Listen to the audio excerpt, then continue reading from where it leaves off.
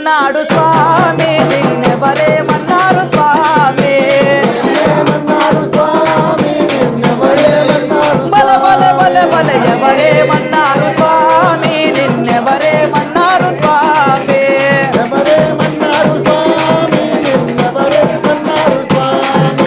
శ్రీశైలములో నీ తండ్రి శివయ్య